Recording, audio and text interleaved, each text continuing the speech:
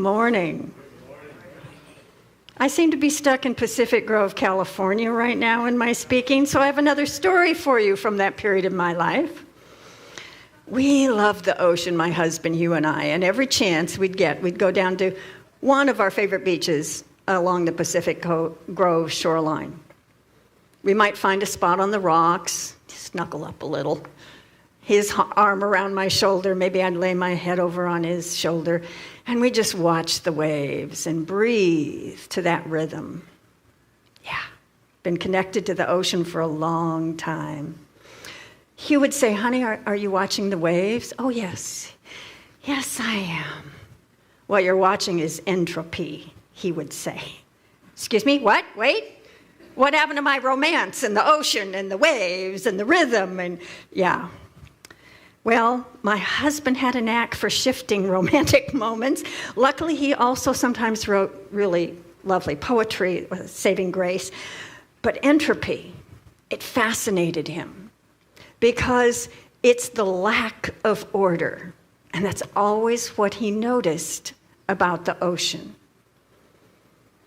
Life can feel full of entropy, can it not? That our lived experience has lots of setback moments, challenges, turmoil, even tragedy. The physics lectures that were often part of my life with my husband also taught me that the universe, God, equilibrates. It seeks to find balance. It rushes to fill a void with new energy in life and in nature. There is this entropy, this lack of order. There is also its counterpart if the universe equilibrates, balances, and that's syntropy. I fell down this rabbit hole of physics, entropy, while reading something by Eric Butterworth the other day, in which he talked about this opposite, syntropy, and defined it as this call of our heart that leads us to order. So while life may seem to be full of disorder and chaos, we are always yearning, urging, moving ourselves toward that presence of order, toward a wholeness in life and in ourselves and in the circumstances we are living. We urge ourselves into this space of order, even when it does not seem like it. Buckminster Fuller, who is an architect and an inventor and a theorist, a futurist, he called it the tendency towards order and symmetrical combinations. Oh, I want my life to be full of order and symmetry as much as possible. And yet we all know that we experience setbacks, challenges, problems. But the other is also present in the midst of it. They travel with us together. One is chaos, one is order, or at least sometimes our intention for order if we're not quite there yet. And maybe it's simply our trust in God that represents itself as order, that shows up as order, that we can follow it, we can discover order, we can intend order in our lives, and we can wait on the presence of God to bring us back to order when something else is going on, even in the depths of our turmoil or the upheaval of our life. Because we are assured that the creative order of the universe is God's programming. Knowing this unlocks a really simple key in our lives. At least I think it does. Entropy and syntropy exist. We have a lack of order in some events of life, but we have this call, this drive toward the tendency for symmetry. The next time you are in a setback moment, recall that the universe equilibrates. Now that's a lovely quarter word. You ought to remember that just on that word alone, that God urges us toward balance. The universe equilibrates. And there's this action of syntropy. Remember to ask yourself in the midst of a setback situation, where does God have the setup waiting for me to notice? When is it coming? Because it is coming. So stay awake and alert and notice what God is doing in the flow of your life, even in the midst of the setbacks. Life is a long game, and we don't always see that setup, that benefit, that blessing in the midst of what we call turmoil and chaos and even tragedy. Sometimes we have to wait for it to show up till we get the rest of the story. And if we're so wrapped up in the confusion, in the setback itself and the story about it, we might miss God's signals saying, just hang on. There's better news coming. I've set it up for your good. When we decide that the universe is a friendly place, maybe we can play that long game of life a little bit more gently with ourselves and more easily. There's a story in Genesis about Joseph and his brothers. You remember this story. He of the magnificent coat. Well, he might also have been he of the assurity that he was his father's favorite and could do no wrong, the baby brother, and so somewhat scoffed and scorned by his older siblings. Something of a daydreamer, maybe given to bossing around and lording it over his older brothers from time to time, which they resented. Imagine an older brother resenting the baby in the family. Imagine. But they had a plan to fix little Joseph's wagon. They plotted to kill him. But one of the brothers said, no, we don't have to go to those lengths. Let's just throw him down this well. That'll be good enough. And then while they were having their lunch, after having done so, along came some Ishmaelites traveling to Egypt, and they said, great opportunity, let's sell our little brother into slavery. I'm grateful about my older brothers never having made a choice like that. Joseph ended up in Egypt as slave, but he actually did pretty well for himself because what his brothers didn't see in him, the talents and skills and gifts that he possessed, got noticed in Egypt in his servitude, and Pharaoh made him head of his household and eventually promoted him to CFO of the whole doggone country, Egypt. Some years later, there came a famine into the whole area. And because of Joseph's stewardship over the years that he had served, Egypt was well prepared with the biggest food bank in the region. And they said, y'all come. We can take care of everybody. And so one day, all those brothers showed up to receive the benefit of the largesse from Pharaoh that Joseph was responsible for creating. And they didn't recognize the little brother. Well, Joseph got to have quite some fun in his process of interacting with this family that had forsaken him before he finally revealed the truth of who he was and had a wonderful reunion and was able to bring his family from the far country closer to him with Pharaoh's blessings and take care of them through this very difficult time. So they escaped destitution, all at the hands of the brother that they had thrown away. Now, this is a long game story. It took a long time for the setup to reveal itself from the setback that had taken place.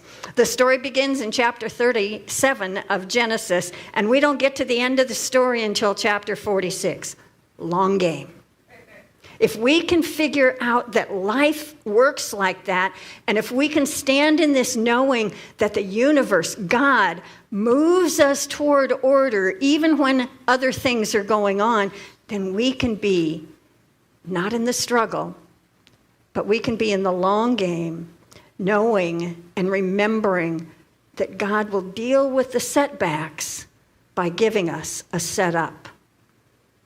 So our work is to get ready, to deepen through our spiritual practices, to work, to practice, and to wait until your way through, until that setup opportunity becomes evident in your life. Don't miss the opportunity that's waiting by sitting in that neighborhood that we sometimes visit, known as frustration, sorrow, grieving, anger, loss. We must be there. We must face into the circumstances of our lives, honor the journey, honor what we're feeling, but let's embrace it so that we can move through it and become free of it so that we are ready when God gives us the rest of the story. Stay watchful for the opportunities of new beginnings that are embedded right in the middle of that setback. That's the way God seems to work in our lives. And so our work is to be ready. When I first arrived here as an intern in 2009, on my very first week, I ended up at the Wednesday evening prayer service conducted by then licensed teacher Levitt Thomas, now Reverend Levitt, and Dr. Nikki Golden. And I joyfully participated, and it began with Reverend Sky St. John at the piano on stage singing the song Om Shanti. And I was carried away into the lyrics of this beautiful meditative song in the way that Sky sang it. Peace inside of my heart, God and only God is moving me. Peace inside of my mind, God and only God is what I see. Just appreciating the gift of his voice, his skill at the piano. It's the first time I've heard it. And then to experience on Sunday, Sky's leading the singing, and especially his performance of the Millennium Prayer.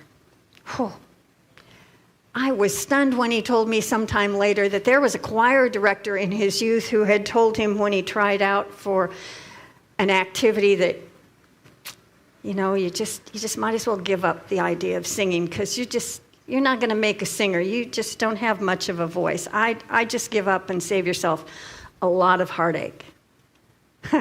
Some of us are real glad that Sky didn't take that on as truth for himself, because it turns out not listening to that setback, not taking it into his own consciousness, he ended up having a very long career as a performer in Waikiki.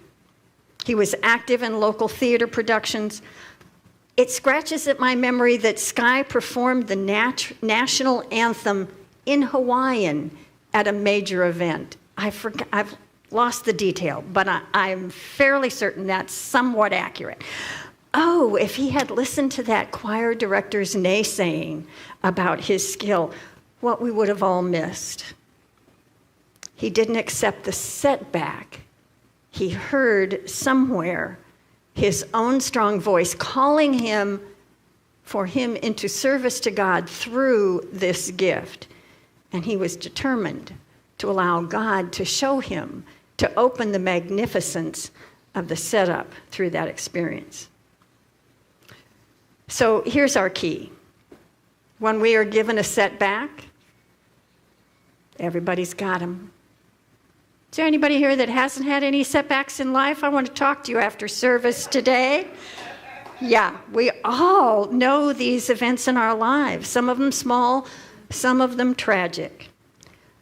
What we are called to do is turn away from the limited experience that they might represent for us, to work our way through fear and anger, frustration, grieving, whatever it is we're feeling in the face of this humbling moment. But to just let it go. Not give that humbug statement a toehold in our own consciousness. Don't let it get lodged in your mind. Deny the power of anything other than the energy of God, the frequency of good in your life. That's how we know that we'll get to the setup even after the setback. Focus your faith in this idea of syntropy, that we are called. It's an inward, ever-present tendency toward order in our life, toward expansion, toward life-affirming activity. Most of us have had some of these voices of setback in our life, a teacher, a choir director, that said something curt and dismissive to us, unthinking. Maybe it was a parent or family member, a friend, neighbor, somebody whose opinion we valued, that in an unthinking moment made a comment that became a little pebble, aggravating in our mind, in our consciousness. Maybe that pebble stuck for a long time through life and grew. How those pebbles can grow and become more than they were ever intended by the person who spoke them. Emmett Fox, the spiritual author, suggests the path to freedom is to think about God. Put your focus on God, that creative spark in you as you. Leave your awareness there. Don't think about that setback. Let that problem go. Percolate it in the energy of God. Think about yourself as a dynamic godlet. The outflow, the outlet of God. You room full, an audience full of godlets. We are flowing with that intelligence, the guidance that comes in quiet moments, with inspiration through which we can solve the issues that come to us. And we can do what we need to do, and we can do it magnificently, because the qualities of God are embedded in each of us. So what that setback for you has been in the past, or might even be right in this moment, it's a call to see beyond that apparent obstacle, that problem that just looks like a big old mountain out there, and see it as an opportunity to change direction, to begin something new, to start over fresh. And now these setbacks, they seem to be circumstances or maybe people or events out there in our experience, in our world. But the truth is, here's where the setback causes us problems. It's in our mind, in our consciousness. And so let's work to release these thoughts by focusing on God, thinking about God. Because that shift from setback to setup is also in our mind. And if it's in our mind, if that capacity is in our consciousness, then it's in our control. It's at our choosing to beckon the power of God to shift from the state of setback to the awareness of, I wonder what God has coming next. Ooh, maybe it's going to be really good. Charles Fillmore, our visionary co-founder of the Unity Movement, was responsible for launching the very first religious programming radio station in this country. Charles saw this nascent industry as something that could be an incredible tool for sending the unity message broadly across the country.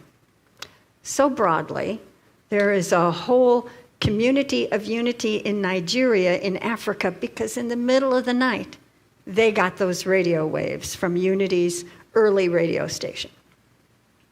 I got this story from writings of Eric Butterworth, who told the time of his time at seminary at Unity Village, young minister in training, and this was new technology radio.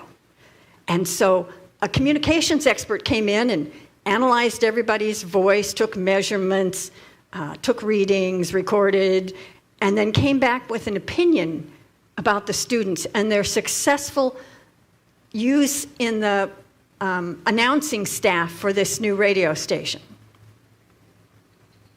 Eric was told, let me give you his words about this episode. The final consensus was that though possibly I might have the ability to make it as a public speaker, as a minister, though there were some doubts about that, there was no question about the fact that I could not possibly ever do radio work because I didn't have the voice. Now, he shared this story on the radio from the vantage point of his prolific ministry career, in which he pioneered more than one Unity Center, developed Unity of New York into probably what we might call a mega church in Unity a number of decades ago, a thriving, vibrant congregation, having written numerous books that Unity published, several of which have become spiritual study standards, and indeed, to have done a radio program for more than 30 years.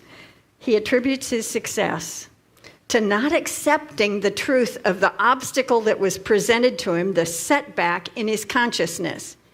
He intuitively knew that his drive, powered by God's design and divine creativity, was greater than this setback that he had been handed. He trusted God to reveal the setup in the midst of the obstacle.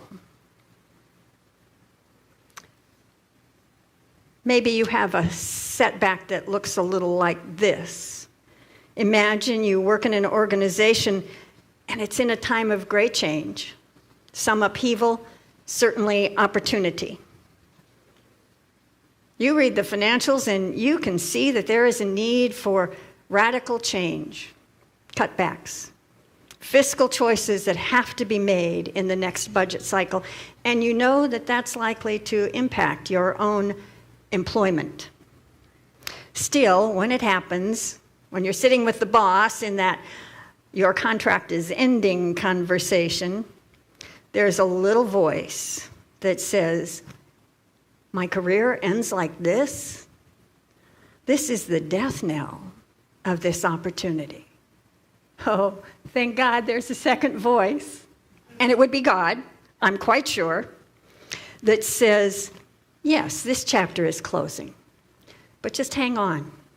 Wait and see if something really good doesn't happen next. I've just told you the story of Reverend Gary Kanye, Reverend Levitt Thomas, and myself at the point when the board and our minister then, Reverend Jack Bomar, made responsible choices and took necessary actions to balance the budget for this community's well-being. And when that little voice opens a door in your mind that says, just give God a chance to work in this space of what you think is a difficulty, what you think is a setback, what you think is the end of something, give God the space in you to work for your good. And instead of feeling like life has been turned upside down, you might just have the opportunity to go down under and spend 3 months in Australia helping to start the first new Unity Church in Australia in about 25 years. Thank you, God, that I have more than one channel that speaks in my brain in the middle of a setback. Give God the space in the midst of your difficulties to work for your good. Trust in that friendly energy of the universe, knowing that everything somehow holds the opportunity for our next best experience that's coming. Joseph understood it. He had to wait a long time. He honed his skill. He served where he was under the conditions that he was in, and it paid off for everyone, for the greater good, as well as for the benefit of the family who had forsaken him. So when we shift into possibility, seeing our setbacks as simply God's setup for the next good thing, we unleash within our mind inspiration, creativity, and the process of flow. In your next setback, I urge you to unleash the power of the divine setup in your life. Take a breath with me. Into that space of wholeness where God is the force of your next great opportunity. Where God is the creative energy, the spark in your mind that moves you beyond the difficulty and toward the opportunity, toward the new creation. One of my favorite meditative practices right now is a song written by Karen Drucker, Faith Rivera, and David Roth. It's called Morning Prayer if you want to look it up. Breathe with me and center in these lyrics that know the truth of what's going on in the midst of setbacks. I will surrender. I will surrender to my greatest, highest good. I will release any fear that blocks my way. For every step I take is taken in pure faith. And I am stronger every moment, every day.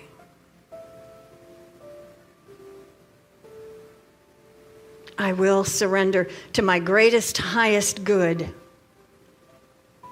I will release the fears that block my way. Every step I take is taken in pure faith. And I am grateful, so grateful, every moment, every day. I will surrender to my greatest, highest good. I will release that fear that blocks my way, because every step I take is taken in pure faith.